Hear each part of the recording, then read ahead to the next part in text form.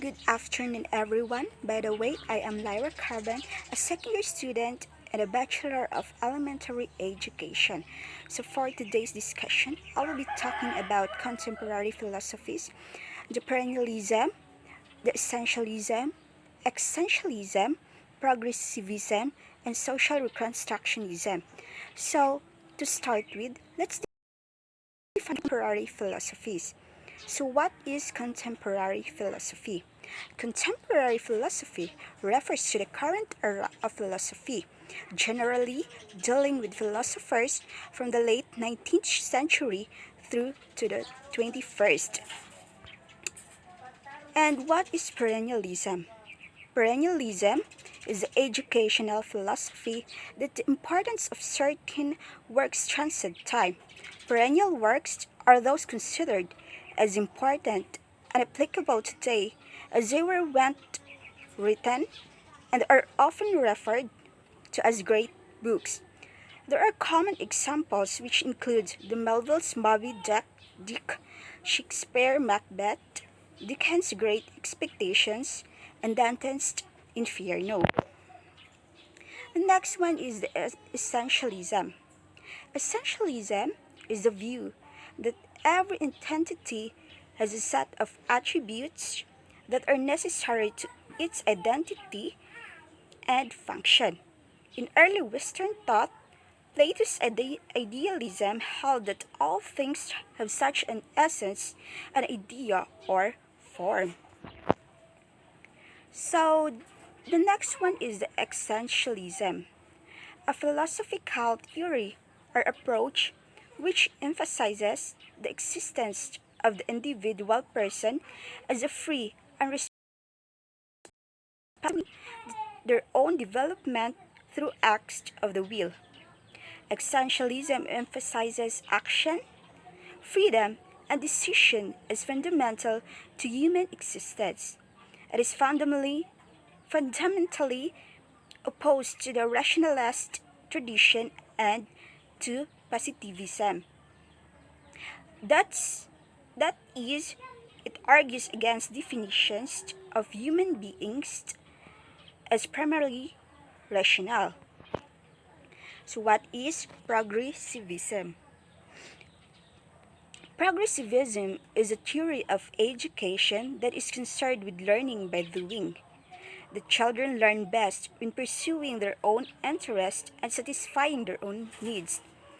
Progressivists believe that people learn best from what they consider most relevant to their lives. Progressivists center curriculum on their needs, experience, interests, and abilities for students, provoke curiosity in students. Social reconstructionism. It is a philosophy that emphasizes the addressing of social questions at a quest to create a better society and worldwide democracy. Reconstructionist educators focused on a curriculum that highlights social reform as the aim of education. So we have here the personal philosophy of teaching.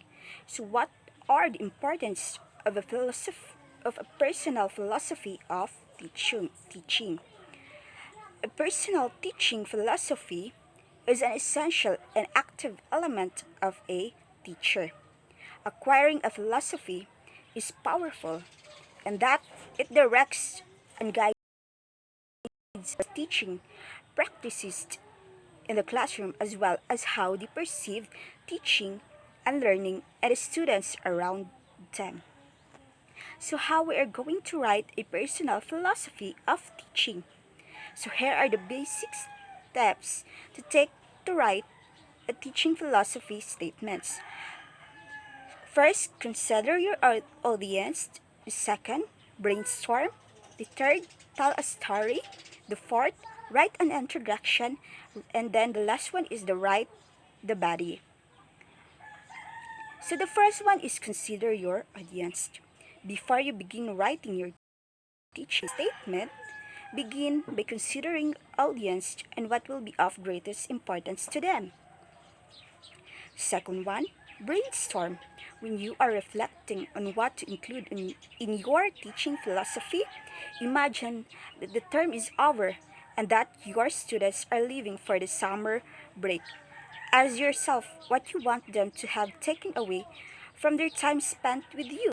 Your teacher, your teaching philosophy should express what you want your students to learn from you and the strategies you will use to accomplish that. The third one, tell a story. Get the attention of readers by sharing a story of how you effectively taught your students and accomplished your goals. Share specific examples of the teaching techniques you regularly used in the classroom. The fourth one, write an introduction. Your introduction should be the statement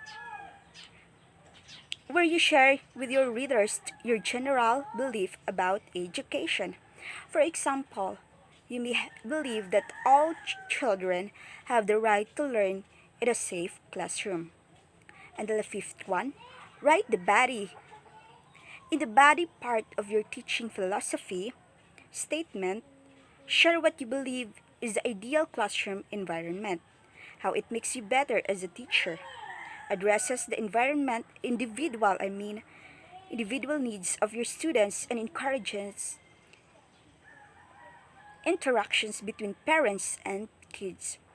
Specifically, state your goals and objectives and what you want your students to accomplish with the help of your teaching or with the help of your teaching.